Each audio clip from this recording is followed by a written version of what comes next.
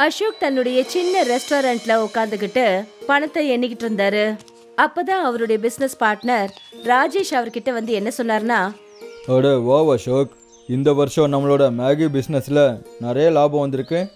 ஆனால் நான் உன்கிட்ட பார்ட்னர்ஷிப்புக்காக கேட்கும்போது நீ தேவையில்லாமல் பயந்துட்டு இருந்த. நீ சரியா சொன்ன அசோக்.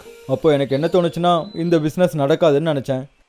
அப்பதான் அசோக்கோட ரெஸ்டாரண்ட்ல வேலை செய்யற மோகனுங்கிற ஆளு அவர்கிட்ட என்ன சொன்னார்னா, இந்த வியாபாரத்தை நடத்துறதுல ராஜேஷையாவோட பங்கு நிறையவே இருக்கு சேட்டையா. இவ்வளோ பணத்தை சம்பாதிச்சதுக்கு அப்புறமாவும் அவரே கிச்சனுக்கு வந்து அவர் கையாலேயே கஸ்டமருங்களுக்கு அவரே மேகி செய்கிறாரு தெரியுமா. உன்னோட வேலையை மட்டும் நீ பாரு மோகன். உன்கிட்ட எத்தனை தடவை சொல்கிறது, பார்ட்னர்ஸ் பேசிகிட்டு இருக்கும்போது குறுக்க நீ பேசக்கூடாதுன்னு. இப்படி சொல்லிட்டு அசோக் தன்னுடைய வீட்டுக்கு புறப்பட்டு போனாரு. என்னங்க ஆச்சு? ஏன் இன்னைக்கு நீங்க ரொம்ப கோவமா இருக்கீங்க? நானும் ராஜேஷும் ஒன்றா சேர்ந்து தான் இந்த ரெஸ்டாரண்ட்டை ஓப்பன் பண்ணோம். ஆனால் யாரை பார்த்தாலும் என்னோட பார்ட்னர் ராஜேஷை தான் பெருமையாக சொல்கிறாங்க. என்னோட பேருக்கு ஒரு மரியாதையும் இல்லை. ரெஸ்டாரண்ட்டுக்கு வர கஸ்டமர்ஸ் கூட எப்போ பாரு ராஜேஷ் ராஜேஷ்னே சொல்கிறாங்க. இது உண்மையிலேயே ரொம்ப பெரிய விஷயங்க. அப்படி இந்த நிலைமை நீடிச்சா அப்புறம் கஸ்டமர் கிட்ட இருக்கிற உங்க பேரு சீக்கிரத்திலேயே மறைஞ்சு போயிடும். அதுவும் இல்லாம என்னைக்காவது ஒரு நாள் ராஜேஷ் உங்களை பிசினஸை விட்டு வெளியே அனுப்பிட்டார்னா உங்க நிலைமை என்ன ஆகும்னு கொஞ்சமாவது யோசிச்சு பாத்தீங்களா? நான் இதை யோசிச்சு கூட பார்க்கவே இல்லையே. நீ என்னோட மனைவி இல்ல. சரி நீ சொல்லு, இப்போ நான் என்ன பண்ணுறது? இங்க பாருங்க, வியாபாரங்கிறது வேற, உங்க நட்புங்கிறது வேற. நீங்க முழுமையா ப்ரொஃபஷனலா மாறிடுங்க. ராஜேஷ் உங்க மேல ரொம்ப நம்பிக்கை வச்சிருக்காரு. நீ இப்போ என்னதான் சொல்ல வர? ஐயோ முட்டாளா இருக்கீங்க. உங்களுக்கு எப்பதான் புத்தி வரும்? ராஜேஷ் ஒரு நாளைக்கு எத்தனையோ பேப்பர்ஸ்ல கையெழுத்து போடுறாரு. என்னைக்காவது பிளாங்க் பேப்பர்ல கையெழுத்து வாங்கிடுங்க. அதுக்கப்புறம் ராஜேஷ் வாழ்க்கை முழுக்க உங்க பின்னாடியே சுத்திக்கிட்டு இருப்பாரு. அப்புறம் அந்த ப்ராப்பர்ட்டி மொத்தத்தையும் என் பேர்ல எழுதி வச்சிருங்க. அடேங்கப்பா, இன்னைக்கு நீ அந்த பழமொழியை உண்மையாக்கிட்ட. அதாவது வெற்றி அடைஞ்ச எல்லா ஆண்களுக்கு பின்னாடியும் அவங்களோட மனைவி இருப்பாங்கல்ல. மறுநாள் அசோக் ராஜேஷோட வீட்டுக்கு போனாரு. அவரு பார்த்தபோது ராஜேஷ் எங்கேயோ போகிறதுக்கு ஏற்பாடு பண்ணிக்கிட்டு இருந்தாரு. என்னாச்சு ராஜேஷ், நீ எங்கேயாவது போகிறதுக்கு ஏற்பாடு பண்ணுறியா? அடோ ஆமாம் அசோக். அது என்னன்னா, கொஞ்ச நாளைக்கு முன்னாடி நான் சந்திரியில் ஒரு சின்ன தோட்டத்தை வாங்கியிருந்தேன். நான் என் மனைவிக்கும் பொண்ணு சந்தியாவுக்கும் அதை காட்ட கூட்டிகிட்டு போகிறேன். ராஜேஷ் சொன்னதை கேட்டதும் அசோக் மனசளவுல ரொம்பவே பொறாமப்பட்டாரு. அப்படியா? அப்போ நீ சந்திரியில் ஒரு தோட்டத்தையும் வாங்கிட்டியா? என்னோட மனைவி எனக்கு நல்ல அறிவுரையை தான் வழங்கியிருக்கா. அசோக் சிரிச்சபடி ராஜேஷை பார்த்தாரு. இதில் சில பிஸ்னஸ் டாக்குமெண்ட்ஸ்லாம் இருக்குது.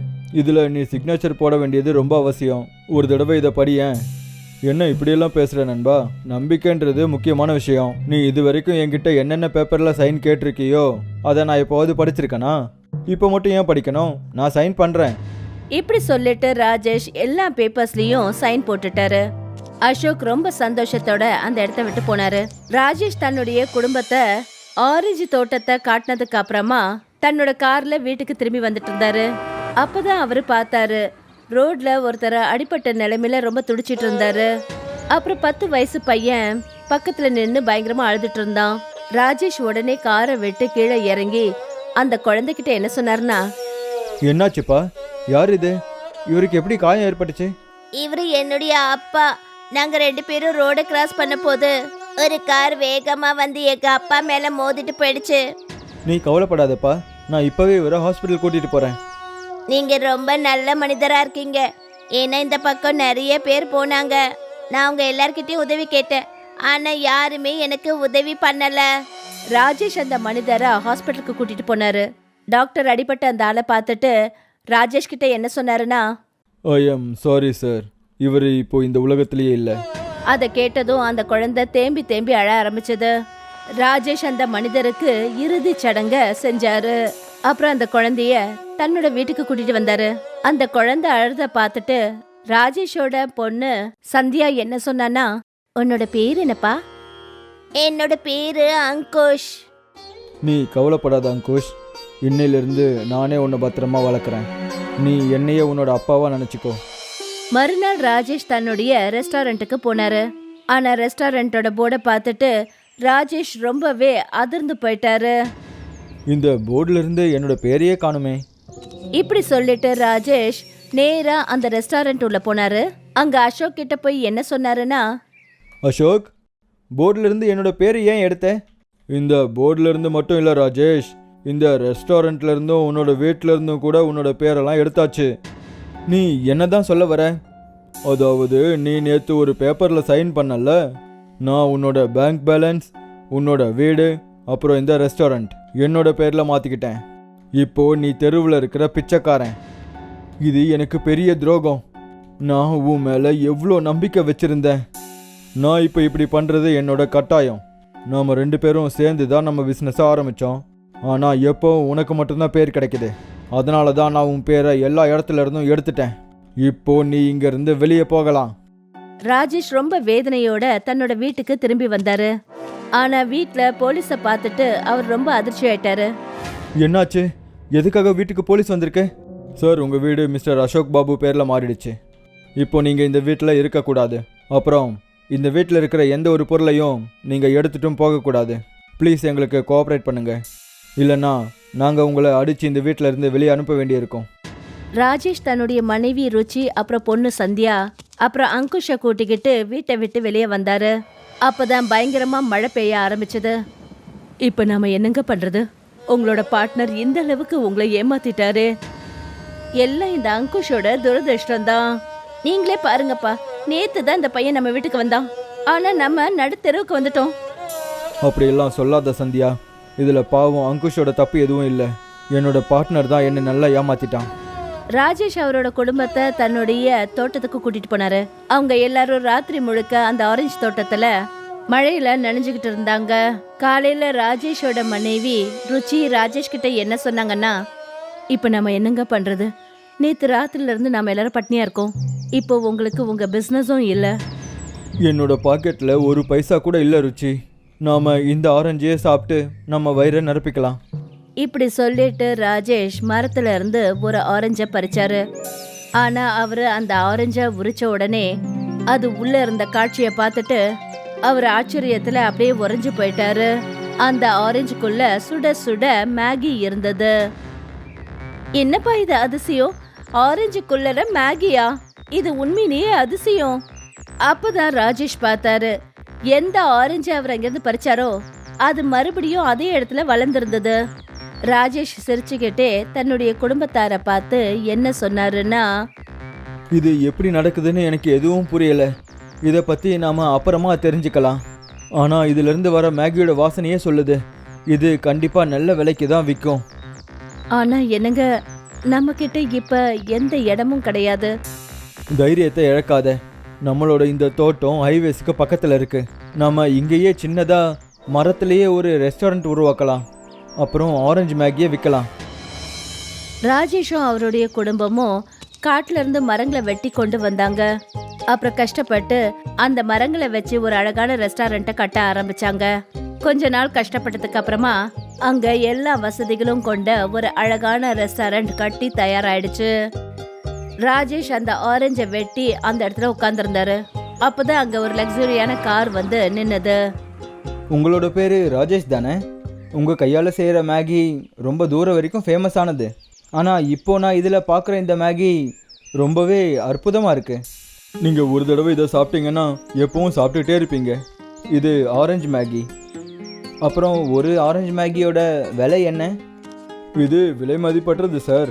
இருந்தாலும் உங்களுக்காக இதோட விலை 2000 ரூபாய். அந்த வசதியான ஆளு 2000 ரூபாய் பணத்தை ராஜேஷோட கையில கொடுத்தாரு. அப்புறம் அந்த மேகியை ருசிச்சு ருசிச்சு சாப்பிட ஆரம்பிச்சாரு. இதை விட அதிகமான சுவையுள்ள மேகியை நான் என் வாழ்க்கையில் எப்பவும் சாப்பிட்டதே கிடையாது. நான் ஒரு 5 ஸ்டார் ஹோட்டலோட முதலாளி. நீங்கள் இந்த ஆரஞ்சு மேகியை என்னோட 5 ஸ்டார் ஹோட்டலில் சப்ளை பண்ணுவீங்களா? கண்டிப்பாக பண்ணலாம் சார். ராஜேஷ் அன்னையில இருந்து அந்த 5 ஸ்டார் ஹோட்டலுக்கு ஆரஞ்சு மேகியை சப்ளை பண்ண ஆரம்பிச்சாரு. அப்புறம் தன்னுடைய மர ரெஸ்டாரண்ட்ல உட்காந்து ஆரஞ்சு மேகி வியாபாரம் பண்ண ஆரம்பிச்சாரு. கொஞ்ச நாள்ல ராஜேஷுக்கு நல்ல காலம் ஆரம்பிச்சது. அவரோட தோட்டத்துக்கு பக்கத்துல இருந்த நிறைய நிலங்களை அவரு வாங்கினாரு. அந்த இடத்துல அவரு ஒரு பெரிய ஆடம்பரமான பங்களாவை கட்டினாரு. நம்மளோட ஆரஞ்சு மேகி எல்லா சிட்டிலையும் ரொம்ப பிரபலமாயிடுச்சுங்க. ஆனா நமக்கு ஒரு ரகசியம் தான் புரியவே இல்லை. தோட்டத்துல, அதுவும் ஒரு மரத்துல ஆரஞ்சுக்குள்ள மேகி எப்படி உற்பத்தி ஆகுது? நானும் இதை தான் யோசிச்சுட்டு இருக்கேன். நாம ராத்திரி நேரத்தில் எவ்வளோ ஆரஞ்சுகளை பறிக்கிறோமோ அடுத்த நாளே அங்கே ஆரஞ்செல்லாம் மறுபடியும் வளர்ந்துடுது. அப்பதான் சந்தோஷத்தோட ருச்சியோட பார்வை அங்குஷ் மேல பட்டது. அவன் சந்தியா கூட விளையாடிட்டு இருந்தான். ஆனா ஒண்ணுங்க, அங்குஷ் நம்ம வாழ்க்கையில வந்தது ரொம்ப அதிர்ஷ்டமான விஷயங்க. ஒரு நாள் ராத்திரி ராஜேஷ் தூங்கிக்கிட்டு இருந்தாரு. அப்பதான் அவரு திடீர்னு கண் விழிச்சாரு. அவர் தன்னுடைய பங்களாவை விட்டு வெளியே அந்த ஆரஞ்சு மரத்துக்கிட்ட வந்தபோது அவர் பார்த்தாரு, அங்குஷோட கண்கள்ல இருந்து வண்ண வண்ணமான கதிர்கள் வெளியே வந்தது. அந்த வண்ண வண்ண நிற கதிர்களால அந்த ஆரஞ்சு மரம் மொத்தமும் பிரகாசமான ஒளியில நிறைஞ்சுகிட்டு இருந்தது. ராஜேஷ் ரொம்ப ஆச்சரியத்தோட அங்குஷை பார்த்து என்ன சொன்னாருன்னா, நீ என்ன பண்ணிட்டு இருக்க? அப்புறம் நீ யாரு? அப்பதான் அங்குஷ் ராஜேஷை பார்த்துட்டு என்ன சொன்னான்னா, எனக்கு தெரியும், என்னைக்காவது ஒரு நாள் என்னை பத்தின ரகசியம் நிச்சயம் உங்களுக்கு தெரிய வரும்னு. உங்க ஆரஞ்சு மரத்து மூலமா மேகி உருவாகுது இல்லையா, அந்த அற்புதத்தை உருவாக்கினது நான் தான்.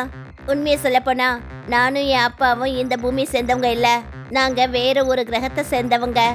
நாங்க மனிதர்களா மாறி இந்த இடத்த சுத்தி பார்க்கறதுக்காக வந்தோம்.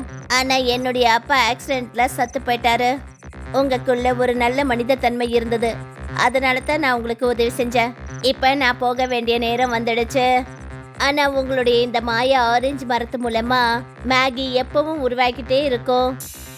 ராஜேஷுக்கு எல்லா ரகசியமும் தெரிஞ்சிடுச்சு. ஒரு நாள் ராஜேஷ் தன்னுடைய ரெஸ்டாரண்ட்ல உட்காந்துருந்தாரு.